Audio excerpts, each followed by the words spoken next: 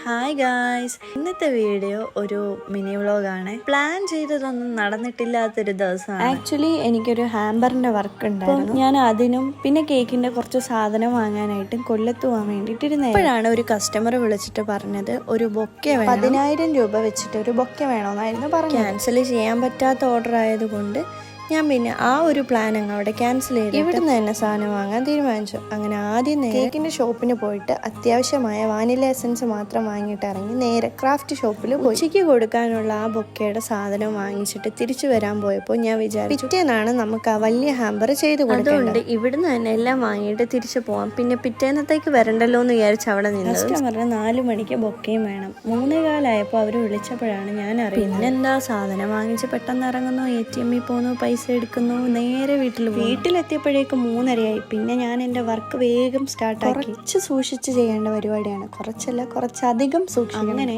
അരമണിക്കൂറിനുള്ളിൽ ഞാൻ ഇത് സെറ്റാക്കി കൊടുത്തു. വീഡിയോ ഒന്നും എടുക്കാൻ പറ്റിയില്ല, പെട്ടെന്നൊരു ഫോട്ടോ കൂടെ കസ്റ്റമർ ഒരു 1/2 kg ബ്രൗണിയും കൂടെ പറഞ്ഞിട്ടുണ്ടായിരുന്നു. അപ്പൊ അതുകൂടെ സെറ്റാക്കി ബാക്കി വിശേഷങ്ങളൊക്കെ അടുത്ത വീഡിയോയിൽ. അപ്പൊ ഇങ്ങനെ സബ്സ്ക്രൈബ് ചെയ്ത് സപ്പോർട്ട് ചെയ്യൂലേ.